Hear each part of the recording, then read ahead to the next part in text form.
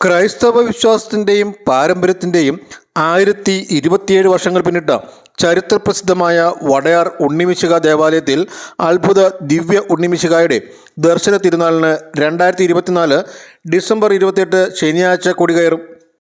2025 ജനുവരി 2 വ്യാഴാഴ്ച തിരുനാളിനെ കൊടിയിറങ്ങും. ടിപ്പുവിൻ്റെ പടയോട്ടം പോലെ ചരിത്രപ്രസിദ്ധമായ പല പ്രതിസന്ധികളും ഈ പള്ളി തരണം ചെയ്തിട്ടുണ്ട്. ജാതിമത വ്യത്യാസമില്ലാതെ കർഷകരുടെയും തൊഴിലാളികളുടെയും വലിയ ആശ്രയമായിരുന്നു ഈ ദേവാലയം.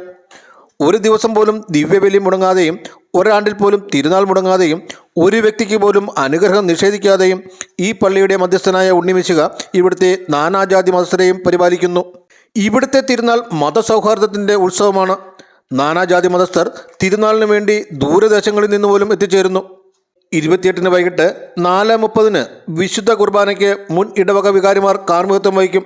തുടർന്ന് തിരുനാൾ കൊടിയേറ്റ്. മിശിഹ ദേവാലയത്തിലെ പതിവ് പോലെ ഈ വർഷവും തിരുനാൾ നടക്കുന്നു. 2024 ഡിസംബർ 28 കൊടികയറി 2025 ജാനുവരി 2 അവസാനിക്കുകയാണ്. കൊടിയേറ്റ് മുതൽ തിരുനാൾ വരെയും നാനാജാതി മതസ്ഥരായ മനുഷ്യർ ഒത്തിരിയേറെ പാരമ്പര്യങ്ങൾ നിറഞ്ഞു നിൽക്കുന്ന ഈ ദേവാലയത്തിൽ എത്തുന്നു. ഒത്തിരിയേറെ അനുഗ്രഹങ്ങൾ പ്രാപിക്കുന്നു. ക്രൈസ്തവ ജനതയേക്കാളേറെ അക്രൈസ്തവ ജനത വളരെയേറെ ശക്തമായ നിലയിൽ പ്രാർത്ഥിക്കാൻ അപേക്ഷിക്കാനായിട്ട് ഉണ്ണീശോയുടെ അടുക്കൽ എത്താറുണ്ട്. ഈ ദേവാലയവുമായിട്ട് ബന്ധപ്പെട്ട് പറയുമ്പോൾ അതാണ് ഏറ്റവും ശ്രേഷ്ഠമായ ഒരു കാര്യവും.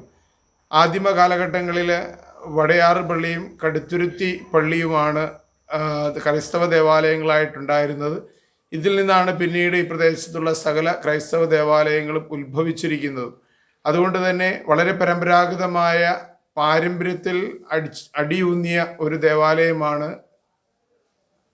വടയാർ ഉണ്ണിമിശിഹ ദേവാലയം. തിരുകർമ്മങ്ങൾക്ക് മൂവാറ്റുപുഴ രൂപത ബിഷപ്പ് അഭിവന്ദ്യ യോഹന്നാൻ മാർ തെഡോഷ്യസ് ശിശുക്കൾക്ക് ആശീർവാദത്തിനും കാർമ്മികത്വം വഹിക്കും. തുടർന്ന് സ്നേഹവിരുന്ന്. തുടർന്നുള്ള ദിവസങ്ങളിൽ അഭിവന്ദ്യ ബിഷപ്പ് സ്റ്റാലിൻ റോമൻ കൊല്ലം രൂപത, അഭിവന്ദ്യ ബിഷപ്പ് ജോയ് ആലപ്പാട് ചിക്കാഗോ രൂപത USA, അഭിവന്ദ്യ മാർ ജോസഫ് പുത്തൻവീട്ടിൽ സഹായമെത്രാൻ ഫരീദാബാദ് രൂപത എന്നിവർ കാർമ്മികത്വം വഹിക്കുമെന്ന് വികാരി റവറൻ ഫാദർ സെബാസ്റ്റ്യൻ ചെണ്ണാപ്പള്ളിൽ, പ്രസിഡന്തി ME മനോജ് മാളിയേക്കൽ, കൈക്കാരൻ Xavier Thayyil, Joseph Thottappallil, vice president Jose Mathew Cheruthottampuram, Shiju George Ottaplackal തുടങ്ങിയവർ വാർത്താ സമ്മേളനത്തിൽ അറിയിച്ചു. എണ്ണ തൊട്ടിടാനായിട്ട് 4 ക്രിസ്ത്യാനികളെ അവിടെ കൊണ്ട് താമസിച്ചു എന്നാണ് ചരിത്രം. അപ്പം ക്രിസ്ത്യാനി തൊട്ടിട്ടാൽ അത് ശുദ്ധമായിരിക്കും എന്നുള്ളൊരു കാഴ്ചപ്പാടിലാണ് ക്രിസ്ത്യാനികളെ അവിടെ കൊണ്ട് താമസിപ്പിച്ചത്.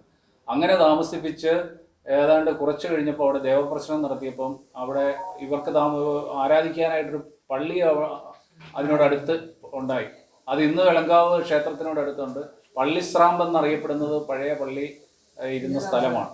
അപ്പോൾ ദേവപ്രശ്നത്തിൽ വടയാർ വെളങ്കാവ് ദേവീക്ഷേത്രത്തിനോട് സമീപം ആ പള്ളിയുടെ ആരാധന നിൽക്കുന്നത് ശരിയല്ല എന്ന് കണ്ടെത്തിയപ്പം രാജാവിൻ്റെ കൽപ്പന പ്രകാരം അവരൊരു കുരിശ് അവിടെ നിന്ന് ഒഴുക്കി വിടുന്നു.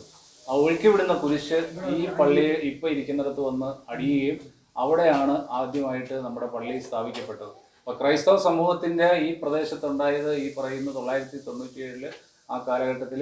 അത് കഴിഞ്ഞ് ഏതാണ്ട് 100 വർഷം അവിടെ കഴിഞ്ഞാണ് ഈ പള്ളിക്ക് മുമ്പുള്ള പള്ളികൾ പണിതത്.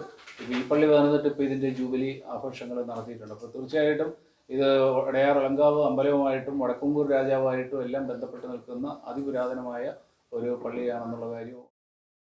Vision news Vaikom.